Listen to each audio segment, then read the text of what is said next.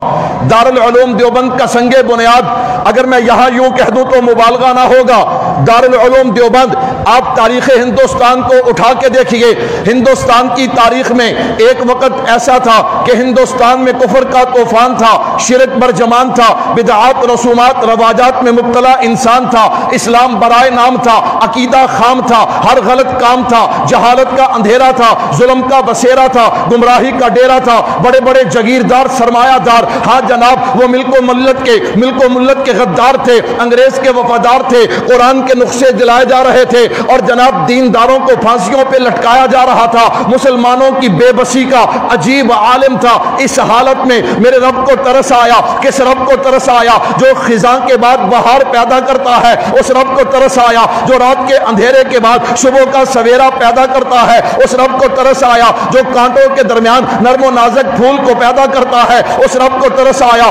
جو بھوکوں کو کھانا کھلاتا ہے، پیاسوں کو پانی پلاتا ہے، اس رب کو ترس آیا جس نے کن کہا آسمان کو بلندیاں مل گئی، جس نے کن کہا زمین کو وسعتیں مل گئی۔ کس رب کو ترس آیا؟ اس رب کو ترس آیا جس نے کن کہا دن کو اجالا مل گیا، رات کو اندھیرا مل گیا، اس رب کو ترس آیا جس نے کن کہا چاند کو چاندنی مل گئی، سورج کو کرنیں مل گئی، ستاروں کو جگمگاہٹ مل گئی، پرندوں کو اڑان مل گئی، پھلوں کو مٹھاس مل گئی، پھولوں کو خوشبو مل گئی، دریاؤں کو روانی مل گئی، سمندروں کو گہرائی مل گئی، پتھروں کو طاقت مل گئی۔ اس رب کو ترس آیا جس نے حضرت آدم علیہ السلام کو بغیر ماں باپ کے پیدا کر دیا، اس رب کو ترس آیا جس نے حضرت حوا کو حضرت آدم کی پسلی سے پیدا کر دیا، اس رب کو ترس آیا جس نے حضرت نوح کی کشتی کو کنارے پہ لگایا، اس رب کو ترس آیا جس نے حضرت ابراہیم کو آگ سے زندہ باہر نکالا، اس رب کو ترس آیا جس نے اسماعیل کی ایڑیوں سے آب زمزم کو جاری کر دیا، اس رب کو ترس آیا جس نے جناب موسیٰ کے لیے دریاؤں میں راستے بنا دیے، اس رب کو ترس آیا جس نے جناب عیسیٰ کو زندہ آسمانوں پہ اٹھا لیا، اس رب کو ترس آیا۔ اور اس رب نے اس وقت کے کچھ اہل علم اہل تقوی ان لوگوں کے دلوں میں ان کے جناب دماغوں میں یہ بات ڈالی کہ ہندوستان کی سرزمین پہ ایک مدرسے کی بنیاد رکھو۔ اس لیے حضرت مولانا حبیب الرحمن عثمانی رحمت اللہ علیہ فرماتے ہیں کہ دیوبند بنانے سے پہلے ہم نے جو مشورہ رکھا اس میں جتنے بھی بزرگ آئے ہر بزرگ کو اللہ نے خواب کے ذریعے یا الہام کے ذریعے یہ اشارہ دیا کہ ہندوستان کی سرزمین پہ ایک مدرسہ قائم ہونا چاہیے۔ حضرت مولانا نانوتوی رحمت اللہ علیہ فرماتے ہیں میں نے خواب میں دیکھا کہ میں بیت اللہ کی چھت پہ کھڑا ہوں، میری 10 انگلیاں ان سے پانی کے چشمے جاری ہوتے ہیں اور پوری دنیا میں پھیل جاتے ہیں۔ مولانا رفیع الدین رحمت اللہ علیہ فرماتے ہیں علوم دین کی چابیاں مجھے پکڑا دی جاتی ہیں، میں قربان جاؤں جب یہ مدرسے کی بنیاد رکھی گئی۔ ہاں اس وقت سن کیا تھا،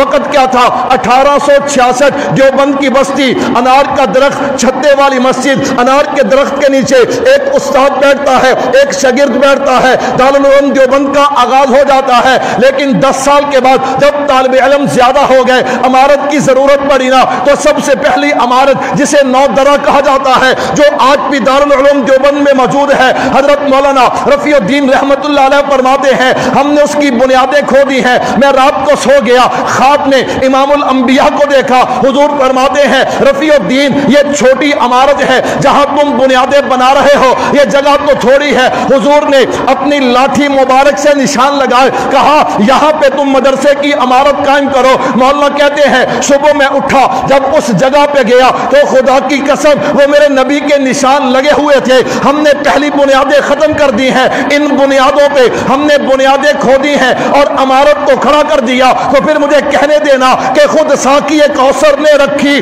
میں خانے کی بنیاد یہاں، خود ساقی کوثر نے رکھی میں خانے کی بنیاد یہاں، تاریخ مرتب کرتی ہے دیوانوں کی روداد یہاں، وہ جو وادی فارا سے اٹھی گونجی ہے وہی تکبیر یہاں، ہستی کے صنم خانوں کے لیے ہوتا ہے حرم تعمیر یہاں۔ دارالعلوم دیوبند بن گیا، میں قربان جاؤں، پھر اس دیوبند کا فیض پھیلا ہے نا جیسے پھیلنا چاہیے۔ اس لیے تو ایک دیوانے نے وہاں پہ کھڑے ہو کے کہا اس وادی گل کا ہر ذرہ خورشید جہاں کہلایا ہے۔ کیوں؟ اس نے حضرت نانوتوی کو دیکھا، اس نے حضرت مدنی کو دیکھا، اس نے حضرت تھانوی کو دیکھا، اس نے حضرت شیخ الہند کو دیکھا، اس نے حضرت کشمیری کو دیکھا۔ कौन कश्मीरी, बहावलपुर में एक औरत जो है कादियानी, उसका खामिद कादियानी हो गया, मुर्तद हो गया, निकाह खत्म हो गया, वो नवाब बहावलपुर के पास गई, उसने मुकदमा अदालत में दे दिया। मैं कुर्बान जाऊं, अब कादियानियों ने अपने बड़े बड़े पाप पौधरी बुलाने शुरू कर दिए। इधर दारुल उलूम देवबंद को भी खत लिखा गया कि देवबंद वालों, अगर तुम ना आए और मैं मुकदमा हार गई, कल क़यामत का दिन होगा, तुम्हारा गिरबान मेरा हाथ होगा। मैं कुर्बान जाऊं। हजरत एक कश्मीरी कहने लगे, मैं चलता हूं, बीमारी पूरी आबोताब पे थी, हजरत चल नहीं सकते थे, इतने बीमार थे, कमजोर थे, मौसम बहुत सख्त था, शागिर्द तड़प गए। हजरत उस्ताद जी आप किसी को इशारा करें ना, ये आपके इतने शागिर्द हैं। हजरत समझ गए,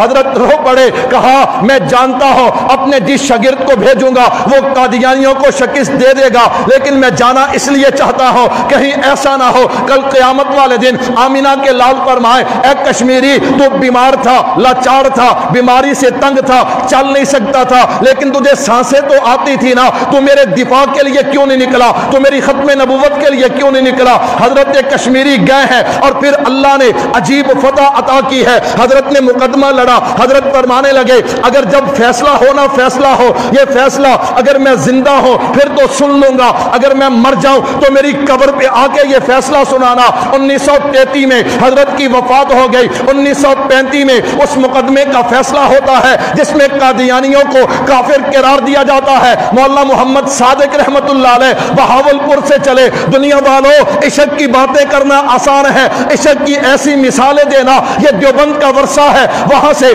मौलाना मोहम्मद सादिक चले, इश्क की क्या मेराज होगी जब एक कब्र पे आके मौलाना सादिक साहब ने सुनाया होगा फैसला। हजरत आप जो मुकदमा लड़के आए थे उसका फैसला यह है कि नबी की तौहीन करने वाले, नबी की खत्म नबूवत के दुश्मन हार गए हैं और खत्म नबूवत वाले जीत गए हैं। इस वादी गुल का हर जर्रा खुर्शीद जहां कहलाया है, जो रिंद यहां से उठा है वो पीरे मुगा कहलाया है। हर मौज यहां एक दरिया है, एक मिल्लत है हर फर्द यहां, गूंजा था अब तक गूंजेगा आवाजा अहले दर्द।